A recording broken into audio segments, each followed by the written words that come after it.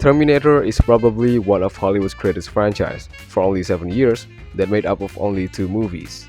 But the concept has always been stuck to my head because it is such a good story. It tells the journey of humanity's last effort of saving the world by going back in time and try to stop the cause of a robot uprising, it missing the style of world-ending threat and grounded espionage, and that's basically the chronicle of the first 2 movies. Sadly, the next few movies is just the same ideas with different ending and less common sense. Like Terminator 3 is Apocalypse is inevitable and money, then the fourth is I'm now reincarnated as a CGI sludge and there's no time travel. Fifth is just oversaturated YouTube thumbnail, and sixth is less saturated YouTube thumbnail.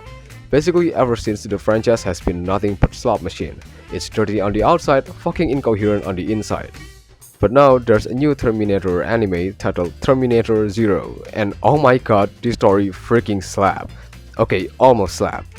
Terminator Zero tells a story of the aftermath of the AI known as Skynet taking over the world, but in the eyes of a Japanese man named Malcolm who races against time with his Skynet alternate AI named Kokoro, who he tries to convince to stop Skynet. However, his journey gets messier with the summoning of a woman from the future named Eiko and a Terminator robot also from the future model T-800, which both have the same purpose to get to Malcolm and stop him from negotiating with Kokoro before it's too late. And as much as the premise itself goes back and forth like a friendly family diner at 9 PM, the pacing felt very gradient when it comes to telling that story and showing the world building. Like there's already so many characters, but because the show is very slow paced, every journey of the characters, especially the introduction, takes a lot of times. In fact, it took too long in a good way because of their clear-cut conversations and smart decisions.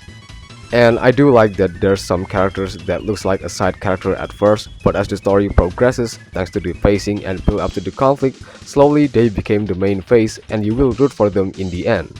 But the best aspect of the story is that it brings back that mixing style of world-ending threat and grounded espionage, but in this case, the stakes felt much bigger due to as the show progresses, it gradually shows shocking revelations and more threats.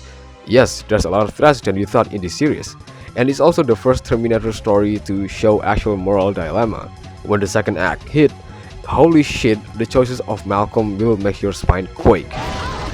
However, the reason why it almost slapped is because unfortunately the slow pacing in the scene of Malcolm and Kokoro, because the conversation between two of these characters is so deep and long to the point I just don't give a fuck. And also a weak ending that proves an inconsistency.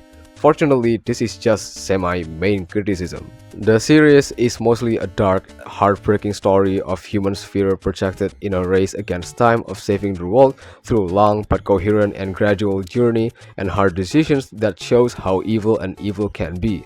But one aspect of pacing sadly overshadowed the importance of threats that makes the journey a little bit boring.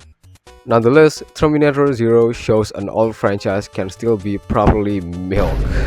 Thanks to a great story, and I almost forgot to mention the awesome animation by Production IG who did Ghost in the Shell and also Kaiju number 8. So this show obviously gets a top-down recommended. Really appreciate it if you made it to the end, and if you want to say more about this anime, then leave it in the comment section. If you want to support the channel, then feel free to subscribe, and I'll see you later. Peace.